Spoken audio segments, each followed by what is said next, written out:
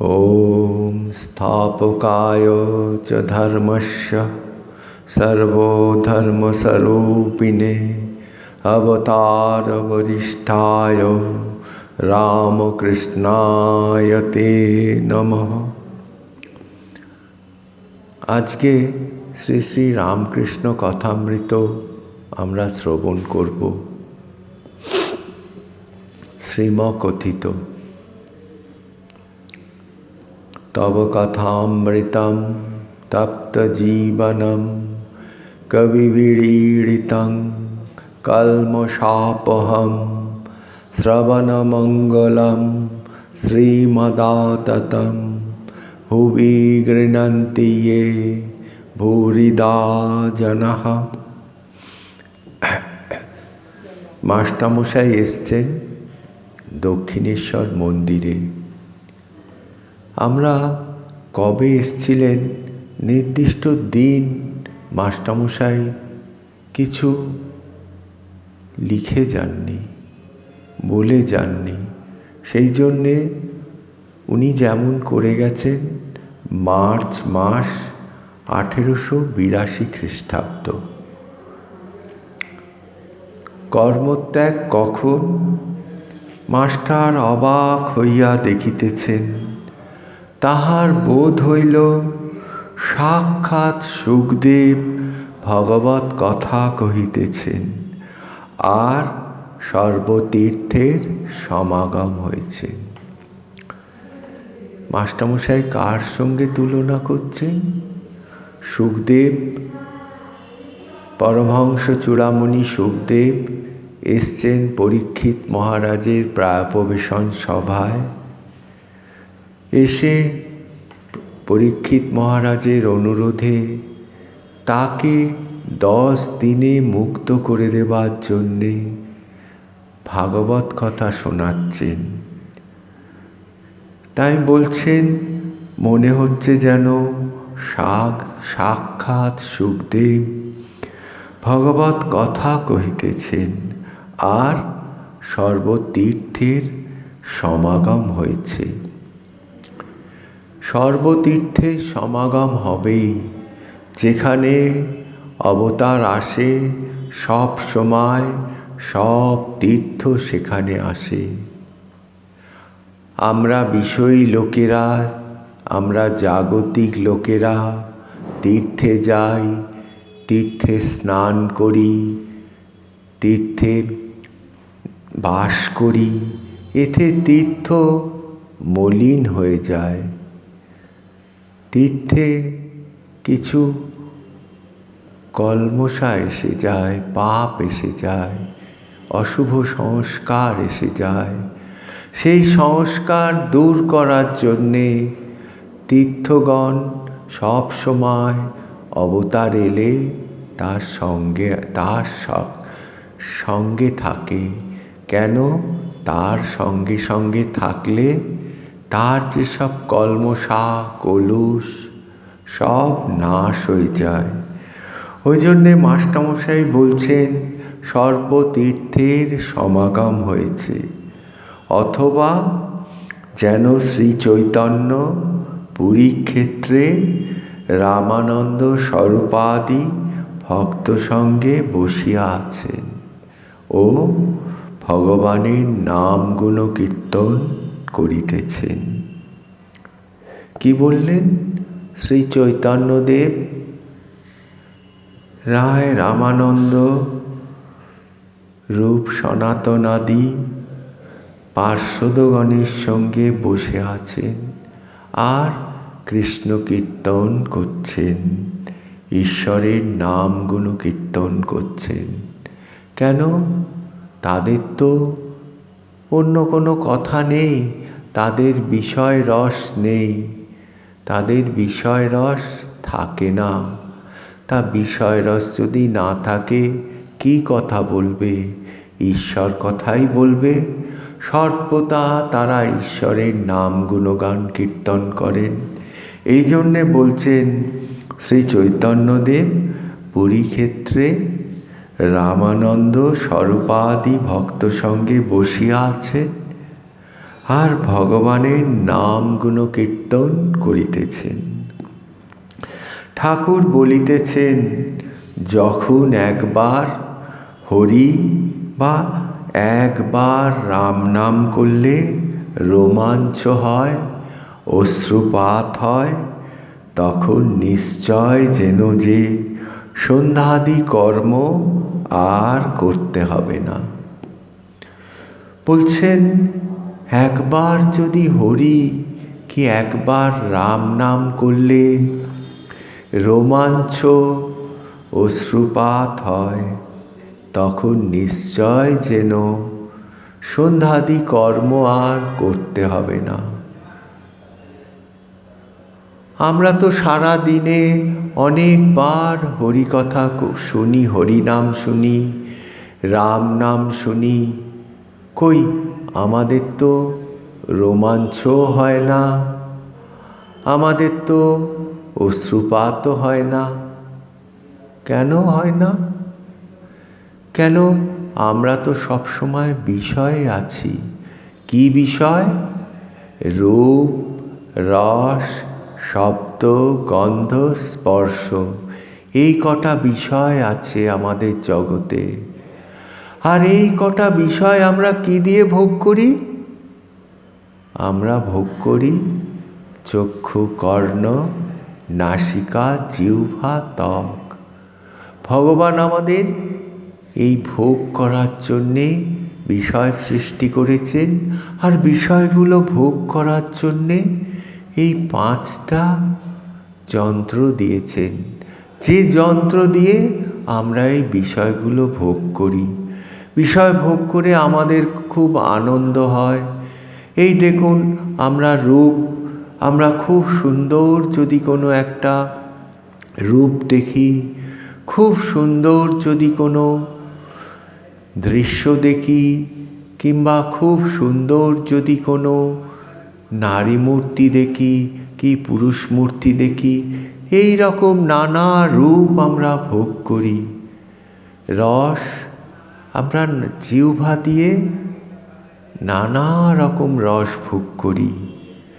এই রূপ, রস, শব্দ, দেখবেন আপনারা সুন্দর কোনো শব্দ হলো, সেই শব্দটা শোনার জন্যে বারবার আমাদের মন ভাবে কখন সেই শব্দটা শুনব। আমাদের যদি কোনো প্রিয় সঙ্গীত থাকে, সেই সঙ্গীত শোনার জন্যে আমরা ব্যাকুল হয়ে থাকি, এমনকি অনুরোধ পর্যন্ত করি, তোমরা ওই সঙ্গীতটা করো। এবার কি? রূপ, রস, শব্দ, গন্ধ, আমরা দেখবেন জাগতিক গন্ধ শোকার জন্যে, গ্রহণ করার জন্যে বারবার ব্যস্ত হই। কোনো একটা ফুলের যদি গন্ধ শুনি, আমাদের ভালো লাগে। আরও অনেক ভালো ভালো গাছের পাতার মধ্যে গন্ধ থাকে, প্রকৃতিতে নানা রকম গন্ধ থাকে। এই গন্ধ ভোগ করার জন্যে আমরা ব্যস্ত থাকি। রূপ, রস, শব্দ, গন্ধ, স্পর্শ। স্পর্শ তো আমরা যখন সুন্দর হাওয়া বয়, স্নিগ্ধ হাওয়া, সেই স্পর্শ পাবার জন্যে আমরা ব্যাকুল হয়ে থাকি। আবার গরম হাওয়া বইলে আমাদের ভালো লাগে না। শীতকালে অবশ্য গরম হাওয়া বইলে আমাদের ভালো লাগে, আর গরমকালে শীতল হাওয়া, স্নিগ্ধ হাওয়া বইলে কত ভালো লাগে। এইভাবে আমরা ভোগ করি। আমাদের উপনিষদে আছে না, পরাঞ্চি খানি বতিনাথ স্বয়ম্ভু পরাণ পশ্যন্তি নান্তরাত্মনা। এই যে আমাদের ভগবান এই ইন্দ্রিয়গুলোকে বহির্মুখ করে দিয়েছে, ওই বিষয় ভোগ করার জন্যে করে দিয়েছে। যদি এইগুলোকে অন্তর্মুখ করে দিত, আমরা তাহলে কি দেখতুম? অন্তরে যিনি আছেন অন্তর্যামী, সেই অন্তর্যামীকে দেখতে পেতাম। কিন্তু ইন্দ্রিয়গুলোকে আমাদের সৃষ্টিকর্তা বাইরের দিকে করে দিয়েছে। এই জন্যে আমাদের রাম নাম, হরিনাম ইত্যাদি শ্রবণে আমাদের রোমাঞ্চও হয় না, আমাদের অশ্রুপাতও হয় না। তা ঠাকুর বলছেন, যদি জানো একবার হরিনাম কি একবার রাম নাম করলে রোমাঞ্চ অশ্রুপাত হয়, তখন যেন সন্ধ্যাদি কর্ম আর করতে হয় না। সন্ধ্যাদি কর্ম মানে আমাদের শাস্ত্রে বলে ত্রিসন্ধ্যা আমাদের জপ করতে হবে, পুজো করতে হবে। তা আমরা এখন আর ত্রিসন্ধ্যা করার আমাদের সময়ও হয় না, আমরাও করি না। কোনো রকমে গুরুদেবকে বলি যে গুরুদেব আমার তো ত্রিসন্ধ্যা করতে পারছি না। তখন গুরুদেব বলেন, ঠিক আছে, দিনান্তে একবারও করো। আমরা সেই নিয়েই মেতে থাকি। তাহলে ওই জন্যে আমরা ত্রিসন্ধ্যা করি না। এই যে বিধিবাধীয় কর্ম, এই সব কর্ম আমরা আর করি না। ওই জন্যে আমাদেরও এই সব লক্ষণ পরিস্ফুট হয় না। আবার বলছেন, সন্ধ্যা গায়ত্রীতে লয় হয়, গায়ত্রী আবার ওঙ্কারে লয় হয়। কি ধাপে ধাপে লয় হচ্ছে দেখুন। সন্ধ্যা, তখন সন্ধ্যা বন্দনাদি আর করতে হয় না, একবার গায়ত্রী জপ করলেই হলো। আবার ক্রমে ক্রমে গায়ত্রী আর করতে হয় না, ওঙ্কার একবার জপ করলেই হলো, ওঙ্কার জপ করলেই হয়ে যাবে। যে কারণে সন্ধ্যা বন্দনাদি, সেই সন্ধ্যা বন্দনাদির যদি আমাদের সার্থক হয়ে যায়, অর্থাৎ সন্ধ্যা বন্দনাদিতে আমরা যদি সিদ্ধ হয়ে যাই, তখন আমাদের আর ওইসব নিত্য করতে হবে না। ঠিকভাবে স্বাভাবিকভাবে আমাদের ওইগুলো হতে থাকবে। একবার ওই গায়ত্রী জপ, ওঙ্কার জপ করলেই আমাদের মোর কাজ হয়ে যাবে। মাস্টার সিধুর সঙ্গে বরাহনগরের বাগানে ও বাগানে বেড়াইতে বেড়াইতে এখানে আসিয়াছেন। মাস্টারমশাই বর্ণনা দিচ্ছেন কিভাবে ঠাকুরের কাছে এলেন। বলছেন, আজ রবিবার, অবসর আছে, তাই বেড়াইতে আসিয়াছেন। শ্রীযুক্ত প্রসন্ন বাড়ুজ্যের বাগানে কিয়ৎক্ষণ পূর্বে বেড়াইতেছিলেন। তখন সিধু বলিলেন, গঙ্গার ধারে একটি চমৎকার বাগান আছে, সে বাগানটি কি দেখতে যাবেন? সেখানে একজন পরমহংস আছেন। এইভাবে মাস্টারমশাই এসেছেন। আজ রোববার, অন্যান্য বাগানে ঘুরতে ঘুরতে প্রসন্ন বাড়ুজ্যের বাগানে গেছিলেন। আর তার থেকেও আরো সুন্দর গঙ্গার ধারে একটা বাগান আছে। তাই সিধু বললেন, সেই বাগানে বেড়াইতে যাবেন মাস্টার।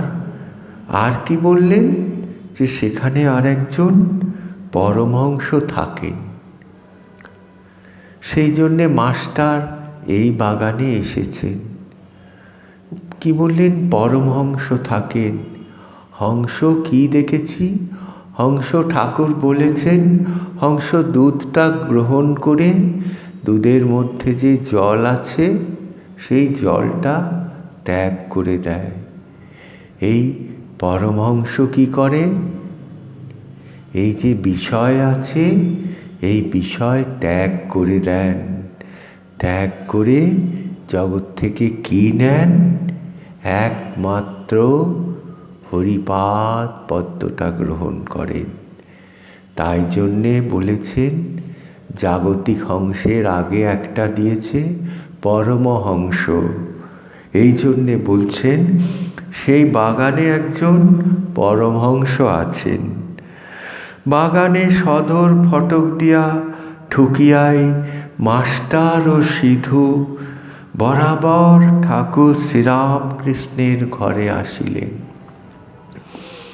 বাগানের সদর ফটক দিয়া ওই উত্তরের যে বারান্দা আছেন, ওই ফটক দিয়ে ঢুকলে মন্দিরে যদি আমরা প্রবেশ না করি, ঠাকুরের ঘরে আসতে গেলে আপনাদের তো প্রত্যেকেরই স্মরণ আছে, ওই উত্তর পূর্বের বারান্দা দিয়ে আসতে হয়। মাস্টাররা ওই বারান্দার কাছে ঠাকুরের সদরে আসিলেন, দিয়ে ঠাকুরের ঘরে আসলেন। মাস্টার অবাক হইয়া দেখিতে লাগিলেন আর ভাবিতেছেন, আহা, কি সুন্দর স্থান, কি সুন্দর মানুষ, কি সুন্দর কথা, এখান থেকে নড়তে ইচ্ছা করছে না। কি সুন্দর মাস্টারমশাই বললেন যে কি সুন্দর স্থান, কালীবাড়িকে বললেন, আর কি বললেন, ঠাকুরকে বললেন কি সুন্দর মানুষ। তখন কিন্তু ঠাকুরের সঙ্গে মাস্টারের কোনো পরিচয় হয়নি, কোনো কথা হয়নি, শুধু ওইটুকু কথা ঠাকুরের হয়েছিল। সেইটুকু কথা শুনেই ঠাকুর সম্বন্ধে মাস্টারমশাই কি বলছেন, কি সুন্দর মানুষ। পরে পরে দেখবেন মাস্টারমশাই ঠাকুর সম্বন্ধে ধারণা যত হচ্ছে, ঠাকুর যত চিনিয়ে দিচ্ছেন বলাটাই ঠিক। আমাদের ক্ষমতা কি যে তাকে ধারণা করব? তিনি যদি ধারণা করিয়ে দেন তাহলেই হয়। মাস্টারমশাইয়ের ঠাকুর যেমন ধারণা করিয়ে দিচ্ছেন, মাস্টারমশাই সেইভাবে ঠাকুর সম্বন্ধে কথা বলছেন। আজকে এই প্রথম দেখলেন, দেখে কি বলছেন, কি সুন্দর মানুষ, এইভাবে বলছেন। আর কি বলছেন, কি সুন্দর কথা, এখান থেকে নড়তে ইচ্ছে করছে না। মানে নড়তে ইচ্ছে করছে না, ঠাকুরের কাছে বসে থাকতে ইচ্ছে করছে। ঠাকুরের একটা আকর্ষণী শক্তি ছিল, সেই অবতারাদি বা ভগবানদের একটা ভীষণ আকর্ষণী শক্তি থাকে। সেই তার কাছে এলে আর নড়তে চড়তে ইচ্ছে করে না। দেখবেন শ্রীকৃষ্ণচন্দ্রের ছিল, শ্রী চৈতন্য দেবের ছিল, ঠাকুরেরও সেই শক্তি ছিল। সেই ঠাকুরের কাছে চলে এলে সেই চুম্বক পাথর যেমন টেনে আর রাখে না, ওইভাবে মানুষ একটা টান অনুভব করে। সেই জন্যে মাস্টারমশাই বলছে এখান থেকে নড়তে ইচ্ছা করছে না। কিয়ৎক্ষণ পরে মনে মনে ভাবতে লাগলেন, বলছেন একবার দেখি কোথায় এসেছি, তারপর এখানে এসে বসব। মাস্টারমশাই কিন্তু আকর্ষণ কাটাতে পারলেন না। বলছেন একবার এসেছি যখন, দেখি কোথায় এসেছি। এইবারে সিধুর সঙ্গে ঘরের বাহিরে আসিতে না আসিতেই আরতির মধুর শব্দ হইতে লাগল। এককালে কাঁসর, ঘণ্টা, খোল, করতালি বাজিয়া উঠিল। বাগানের দক্ষিণ সীমান্ত হইতে নহবতের মধুর শব্দ আসিতে লাগিল। সেই শব্দ ভাগীরথী বক্ষে যেন ভ্রমণ করিতে করিতে অনতি দূরে কোথায় মিশিয়া যাইতে লাগিল। মন্দ মন্দ কুসুম গন্ধ বাহি বসন্তানিল। মাস্টার দ্বাদশ শিব মন্দিরে, শ্রী শ্রী রাধাকান্ত মন্দিরে, শ্রী শ্রী ভবতারিণী মন্দিরে আরতি দর্শন করিয়া পরম প্রীতি লাভ করিলেন। সিধু বলিলেন, এটি রাসমণির দেবালয়, এখানে নিত্য সেবা, অনেক অতিথি কাঙাল আসে। আমরা যে এই ছোট্ট অংশটুকু আস্বাদন করলুম, এখানে দেখছি এই কথামৃত হচ্ছে মুক্তি গ্রন্থ। একবার এক ভক্ত রাজা মহারাজকে বলেছিলেন, ব্রহ্মানন্দ স্বামী ঠাকুরের মানস পুত্র, তাকে বলেছিলেন, মহারাজ মুক্তি হবে, মুক্তি কি করে পাব, এরম নানা কথা বলেছিলেন। তা উনি বলেছিলেন, কথামৃত পড়তে পারবি? রোজ কথামৃত পড়তে হবে, 12 বছর পড়বি, একদিনও যেন না ছেদ যায়, যা তাহলে মুক্তি হয়ে যাবে। এটা আমি একজন খুব প্রাচীন মহারাজের মুখে শুনেছিলাম। তিনিও তার কোনো প্রাচীন মহারাজের মুখে তিনি শুনেছিলেন। তা কথামৃত মুক্তি গ্রন্থ তো আমরা শুনেছিলাম, কিন্তু এখানে দেখছি মাস্টারমশাই যেমনভাবে লিখেছেন, চিত্র এঁকেছেন বলাই ভালো। বলছেন, আরতির মধুর শব্দ হইতে লাগিল। এককালে কাঁসর ঘণ্টা খোল করতালি বাজিয়া উঠিল। বাগানের দক্ষিণ সীমান্ত হইতে নহবতের মধুর শব্দ আসিতে লাগিল। সেই শব্দ ভাগীরথী বক্ষে ভ্রমণ করিতে করিতে অনতি দূরে কোথায় মিশিয়া যাইতে লাগিল। মন্দ মন্দ কুসুম গন্ধ বাহি বসন্তানিল। সবে জ্যোৎস্না উঠিয়াছেন।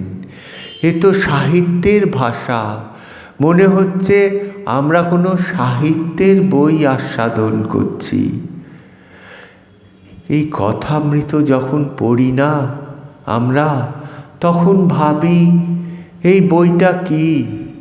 এই বইটা উপনিষদের মতো তত্ত্বকথায় পরিপূর্ণ, ভাগবতের মতো ভক্তি গ্রন্থ। আবার কখনো ভাবি এটা কি কোনো সাহিত্য গ্রন্থ? সাহিত্যিকরা যেমন সুন্দর বর্ণনা দেয়, মাস্টারমশাই কিরম বলছেন, এককালে কাঁসর ঘণ্টা খোল করতালি বাজিয়া উঠিল, মানে প্রত্যেকটা শব্দ উনি আলাদা আলাদা করে মেনশন করছেন। আবার কি বলছেন, বাগানের দক্ষিণ সীমান্ত হইতে নহবতের মধুর শব্দ আসিতে লাগিল। আমাদের মা জননী যেদিকে থাকতেন, দক্ষিণেশ্বরে 2টো নহবত ছিল, গঙ্গার দুদিকে। একটিতে আমাদের মা জননী থাকতেন, আরেকটি তার অপর প্রান্তে। সেখানে এই সানাই বাজত, তাই বলছে মধুর শব্দ আসিতে লাগিল। আর কি হলো, সেই শব্দ ভাগীরথী বক্ষে যেন যেন বললেন ভ্রমণ করিতে করিতে অনতি দূরে গিয়া কোথায় মিশিয়া যাইতে লাগিল। শব্দটা যে মিশে যাচ্ছে তারও কি সুন্দর বর্ণনা দেখুন। খুব ভালো সাহিত্যিক না হলে এইভাবে বর্ণনা দিতে পারা যায় না। আর কি বলছেন? মন্দ মন্দ কুসুম গন্ধ বাহি বসন্তানিল। যে হাওয়া দিচ্ছে সেই হাওয়াটাতে পর্যন্ত কিভাবে বর্ণনা করছেন যে মন্দ মন্দ মানে অল্প অল্প, কুসুম গন্ধ বাহি মানে দক্ষিণেশ্বরে তো হরেক রকমের ফুল ফুটত, যেসব গন্ধ পুষ্প রাত্রে ফোটে সেই সব গন্ধ পুষ্পের হাওয়া বসন্তানিল। এমনকি বলছেন বসন্তের হাওয়া, এইটা পর্যন্ত মাস্টারমশাই মেনশন করে দিচ্ছেন। আর কি বলছেন? সবে জ্যোৎস্না উঠিয়াছে, ঠাকুরদের আরতি যেন চতুর্দিকে আয়োজন হইতেছে। আর কি বলছেন? আরতি তখনও শুরু হয়নি, আরতি শুরু হবার প্রাক মুহূর্তের বর্ণনা। মাস্টারমশাই দ্বাদশ শিব মন্দিরে, শ্রী শ্রী রাধাকান্তের মন্দিরে, শ্রী শ্রী ভবতারিণীর মন্দিরে আরতি দর্শন করিয়া পরম প্রীতি লাভ করিলেন। মাস্টারমশাই সব মন্দিরের আরতি দর্শন করলেন। এবারে সিধু কি বলছেন? এটি রাসমণির দেবালয়। মাস্টারমশাই তখনও জানতেন না যে রানী রাসমণির এইটা দেবালয়, ওই জন্যে পরিচয় করে দিচ্ছেন রাসমণির দেবালয়। এখানে নিত্য সেবা, মানে ওই যে দেবালয়গুলি দেখিলেন, দেবালয়ের নিত্য সেবা সকাল দুপুর বিকেল রাত্রির এই 4 বারে নিত্য সেবা হয়। আর কি হয়? অনেক অতিথি কাঙাল আসে, তাদেরও নিত্য সেবা হয়। আমরা এই কথামৃত পড়তে পড়তে দেখব ঠাকুর বলছেন কিভাবে কাঙাল দরিদ্র অতিথিদের সেবার আয়োজন করা হতো। কথা কইতে কইতে ভবতারিণীর মন্দির হইতে বৃহৎ পাকা উঠানের মধ্য দিয়া পাদচারণ করিতে করিতে 2 জনে আবার ঠাকুর শ্রীরামকৃষ্ণের ঘরের সম্মুখে আসিয়া পড়িলেন। এবার দেখিলেন ঘরের দ্বার দেওয়া।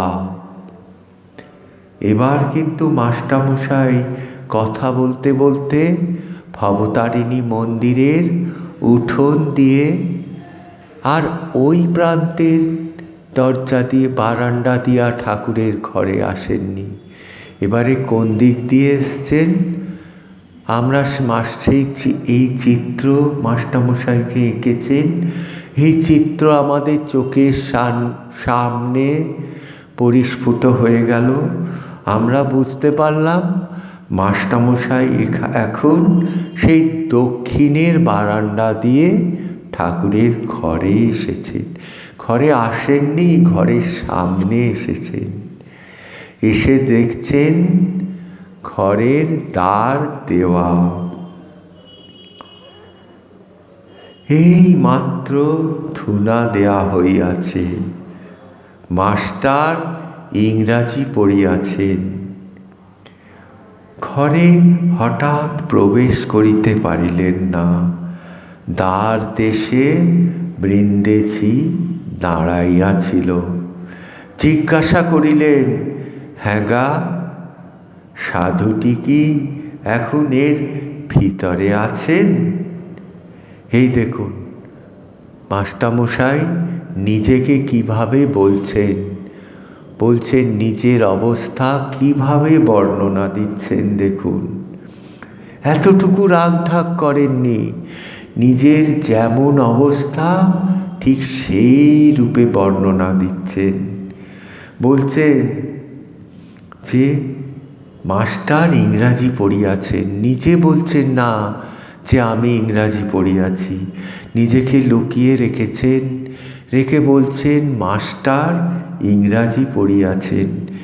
ইংরাজি পড়া লোক, অনেক কিছু জেনেছেন, ভদ্রতা শিখেছেন, শিষ্টাচার শিখেছেন, জেনেছেন যে ঘর বন্ধ থাকলে দরজা ঠেলে ঢোকা উচিত নয়, এইভাবে জেনেছেন।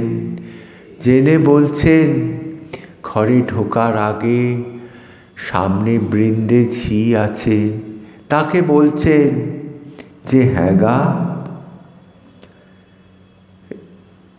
বলছে হ্যাঁ গা, এখন সাধুটি কি এর ভিতরে আছেন? তা বৃন্দে বলছেন হ্যাঁ, এই ঘরের ভিতরে আছেন। মাস্টার ইনি এখানে কতদিন আছেন? বৃন্দে বলছেন তা অনেক দিন আছেন। মাস্টার আচ্ছা, ইনি কি খুব বই টই পড়েন? বৃন্দে বলছেন আর বাবা, বই টই সব ওর মুখে। মাস্টার সবে পড়াশোনা করে এসেছেন তো, ঠাকুর শ্রীরামকৃষ্ণ বই পড়েন না শুনে আরও অবাক হয়ে গেলেন। এই দেখুন ইংরেজি পড়া জানা লোক, অনেক বই পড়েছেন, অনেক দর্শন শাস্ত্র পড়েছেন। হ্যাঁ, মাস্টার মশাই ভাবছেন। বৃন্দে বললেন এই ঘরের ভিতরেই উনি আছেন, আর অনেক দিন আছেন, আর বই টই সব ওর মুখে। এই কথা বৃন্দের মুখে শুনলেন, শুনে ভাবছেন মানুষের এই ধর্ম সম্বন্ধে কথা বলতে গেলে, উপদেশ আদি দিতে গেলে অনেক পড়ালেখা দরকার, তবে তো বলা যায়, না হলে কিভাবে মানুষে বলবে। তা ওনার মুখে যখন শুনলেন যে বই টই উনি পড়েননি, সব বই টই ওনার মুখে, মাস্টারমশাই অবাক হয়ে গেলেন। মাস্টারমশাই আবার জিজ্ঞেস করছেন বৃন্দেকে, আচ্ছা ইনি বুঝি এখন সন্ধ্যা করবেন? আমরা কি ঘরের ভিতর যেতে পারি? তুমি একবার খবর দেবে। ইংরেজি পড়া লোক জানে ঘরের দরজায় ঠেলে ঢোকা যায় না, এতে শিষ্টাচার লঙ্ঘন হয়। সেই জন্যে বৃন্দেকে বলছেন ইনি কি এখন সন্ধ্যা করছেন? কেন মাস্টার একটু আগে সেই সন্ধ্যার কথা শুনেছেন না? ঠাকুর বলছেন সন্ধ্যা গায়ত্রীতে লয় হয়, গায়ত্রী ওঙ্কারে লয় হয় ইত্যাদি সব শুনেছেন। ওই জন্যে মাস্টারমশাই ভাবলেন ইনি বোধহয় সন্ধ্যাদি কর্ম করছেন, তাই বলছেন আমরা কি এখন এর ঘরের ভিতর যেতে পারি? তুমি একবার খবর দেবে, এইভাবে অনুরোধ করছেন।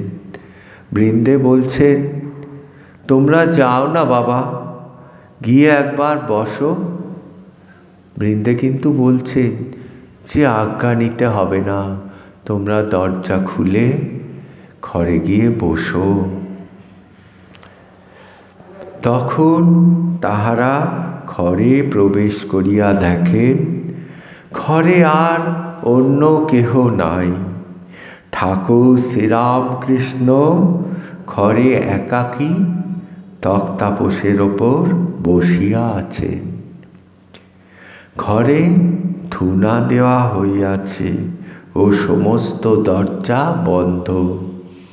ঘরে ধূনা দেওয়া হয়েছে, ওই জন্যে ঘরের দরজা কপাট সব বন্ধ। কেন? মশার জন্যে ঘরে ধুনো দেওয়া হয়েছে। দরজা কপাট খোলা থাকলে ধোঁয়া বেরিয়ে যাবে, মশা আর ঘর থেকে বেরোবে না, ধুনোর ধোঁয়াই বেরিয়ে যাবে। ওই জন্যে দরজা কপাট সব বন্ধ আছে। মাস্টার বুঝিলেন।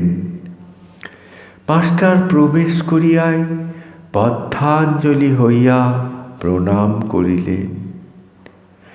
ঠাকুর বসিতে অনুজ্ঞা করিলে তিনি ও সিধু মেঝেতে বসিলেন। এই দেখুন, মাস্টার মশাই আবার বললেন, নিজের সম্বন্ধে লিখলেন যে মাস্টার বদ্ধাঞ্জলি হইয়া প্রণাম করলেন। মাস্টার ইংরাজি পড়েছেন তো, আভূমি হয়ে প্রণাম করা।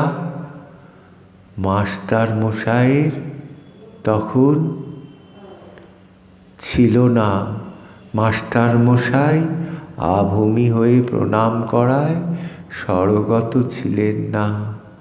মাস্টার মশাই কিভাবে প্রণাম করলেন? হাত জোড় করে এইভাবে বদ্ধাঞ্জলি হয়ে ঠাকুরকে প্রণাম করলেন।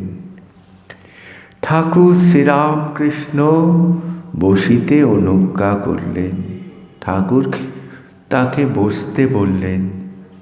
তিনি আর সিধু মেঝেতে বসলেন। ঠাকুর জিজ্ঞাসা করিলেন, কোথায় থাকো, কি করো? বরানগরে কি করতে এসেছ? সেই আগের বারে বলেছিলেন না, বরানগর থেকে এসেছি। ঠাকুর সেই কথা রেশ ধরে ঠাকুর জিজ্ঞেস করছেন যে কোথায় থাকো, কি করো, বরানগরে কি করতে এসেছ ইত্যাদি। মাস্টার সমস্ত পরিচয় দিলেন। মাস্টারমশাই বললেন, আমি অমুক জায়গায় থাকি, এই কলকাতায়, এই কারণে।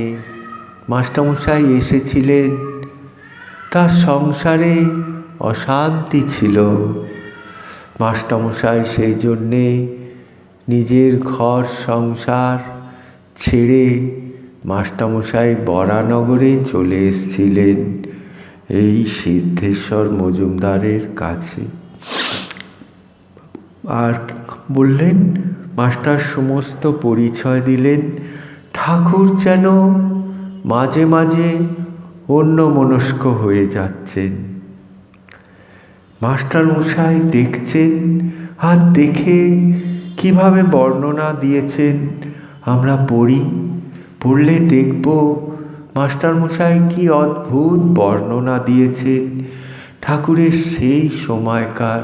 মাস্টারমশাই তখন প্রথম এসেছেন, সেই প্রথম এসে কিরম নিখুঁত বর্ণনা দিয়েছেন।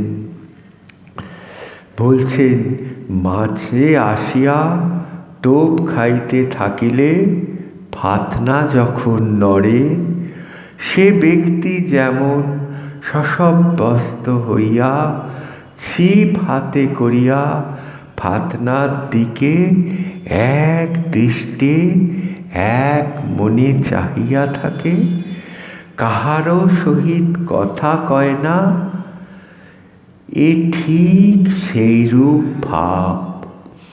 মাস্টার মশাই দেখছেন ঠাকুর যেন মাঝে মাঝে অন্যমনস্ক হইয়া পড়ছেন, কথা শুনছেন। কথা শুনতে শুনতে মন আর মনে থাকছে না, মন অমন হয়ে যাচ্ছে। তাই অমনস্ক হয়ে যাচ্ছেন। মাস্টারমশাই বলছেন, যখন কেউ মাছ ধরতে বসে, চার করে পুকুরে ফেলে দেয় আর ফাতনাটা জলের ওপরে ভেসে থাকে। মাছ যখন এসে ওই যে খাবারটা খায়, ওই খাবারটা খেয়ে সে ফাতনাটা তখন নড়ে ওঠে। যখন মাছ ঠোক্কর দেয়, ওই ছিপের মধ্যে যে খাবার দেওয়া থাকে, ফাতনা তখন নড়ে। তারপরে কি হয়, মাছ যেই গপ করে সেই খাবারটা গেলে তখন ফাতনার নিচে চলে যায়। যেই ফাতনা নড়ে তখন সে শক্ত করে ছিপটা ধরে থাকে। আর যখন ফাতনাটা জলে ডুবে মাছ বহু দূরে চলে যায়, তখন সে ছিপটা ধরে থাকে আর আস্তে আস্তে সুতোটা বহু দূরে মাছের সঙ্গে চলে যায়। মাছ তখন পুকুরের মধ্যে ওই খাবারটা খেয়ে ফেলে, কিন্তু বড়শিটা তার মুখে আটকে যায়। সে ছাড়ানোর জন্যে পুকুরের মধ্যে চারিদিকে ঘুরতে ঘুরতে অনেকক্ষণ বাদে সে কাহিল হয়ে পড়ে।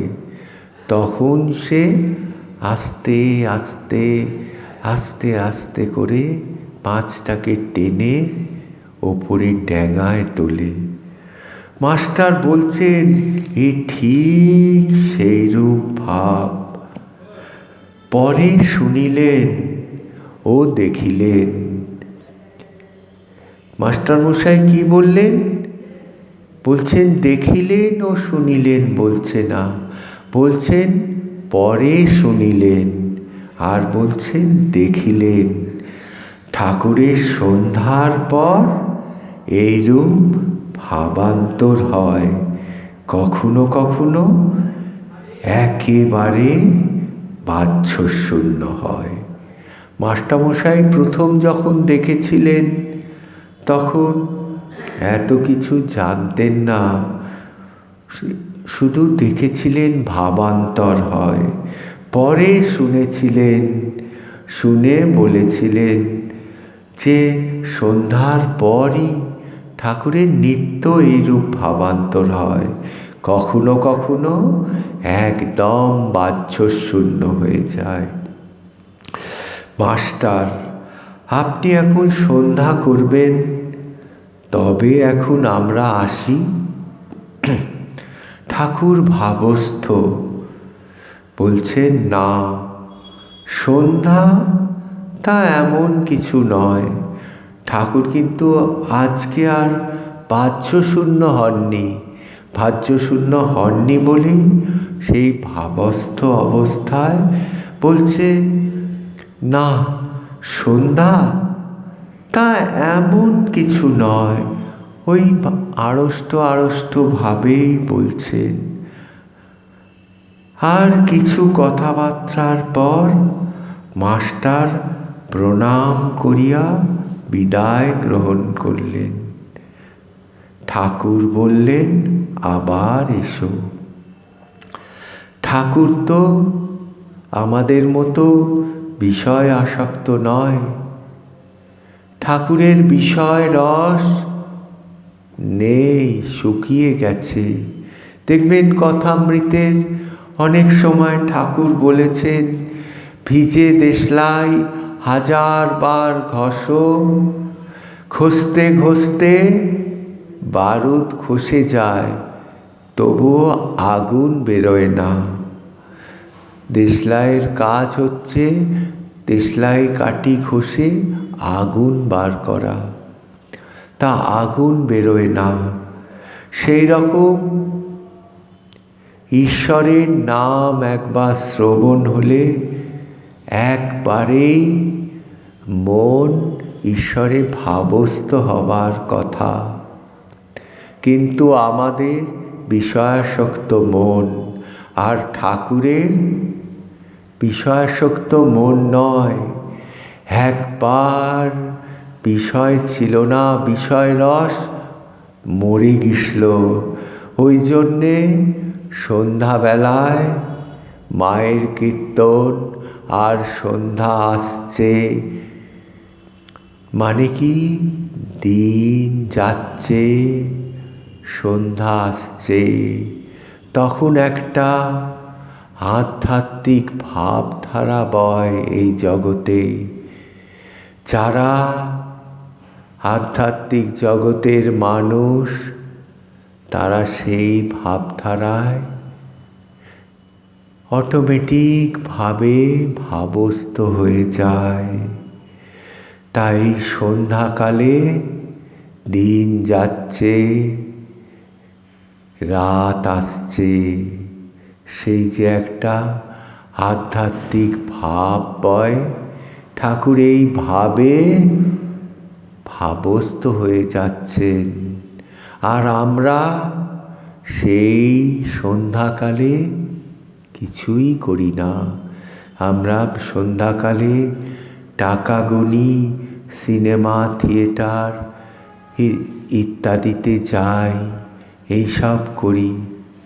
কিন্তু এখনো আমরা অনেক আছি এই যারা আসি ঠাকুরের সন্ধ্যাবেলায়, এইসব বিষয় কাজ না করে এই ঠাকুরের দুটো কথা শুনি, গীতার দুটো বাণী শুনি, তারা কিন্তু ঠিক এই পর্যায়ে নয়। আমাদের কিন্তু একটু একটু মঙ্গল ঠাকুর করেছেন, যার দরুন আমরা ওই সব লোভনীয় অনুষ্ঠান, লোভনীয় জায়গা থেকে নিজেরা দূরে থেকে কোথায় ঠাকুরের আরতি হচ্ছে, কোথায় একটু হরিকথা হচ্ছে, আমরা কিন্তু শুনতে আসি। আমরা কিন্তু একদম সেই বিষয় লোক নই। আমাদের একটু একটু ঠাকুর কৃপা করেছেন। ওই যে ঠাকুর বলেছেন, দেখবেন কথামৃতে আছে, সেই কাঠুরিয়াকে বলেছিলেন যে কাঠ পেয়ে, চন্দনের কাঠ পেয়ে বসে থেকো না, আরও এগিয়ে যাও। এগিয়ে গিয়ে দেখলো যে কাঠ মাথায় নিয়ে বলল, আবার বনে গিয়ে বলল এগিয়ে যাও। এগিয়ে গেল, গিয়ে দেখলো চন্দন কাঠের বন। আবার চন্দন কাঠের বিক্রি করে প্রচুর টাকা পয়সা হলো। আবার তাকে বলেছে এগিয়ে যেতে, এগিয়ে গিয়ে দেখে রূপোর খনি, আরও এগিয়ে গিয়ে দেখে সোনার খনি, তারপর আরও এগিয়ে গিয়ে দেখে হিরে মণি মাণিক্য ইত্যাদি। তা সেই রকম আমাদেরও ঠাকুর কৃপা করেছেন, কিন্তু আমাদের বসে থাকলে হবে না, আমাদের আরও আরও আরও এগিয়ে যেতে হবে। ঠাকুর বলেছেন চরৈ বেতি, শাস্ত্র বলেছে এগিয়ে, ঠাকুর বলেছেন এগিয়ে যাও, শাস্ত্রে বলেছেন চরৈ বেতি, চলে যেতে হবে। সুতরাং আমাদের চিন্তা নেই, ঠাকুর আমাদের মাথায় তার কৃপাহস্ত রেখেছেন। এখন আমাদের কাজ হচ্ছে শুধু এগিয়ে যাওয়া। এগিয়ে গেলেই আমাদেরও বিষয় রস শুকিয়ে যাবে। জয় রামকৃষ্ণ, জয় রামকৃষ্ণ, জয় রামকৃষ্ণ। শ্রীরামকৃষ্ণ অর্পণমস্তু।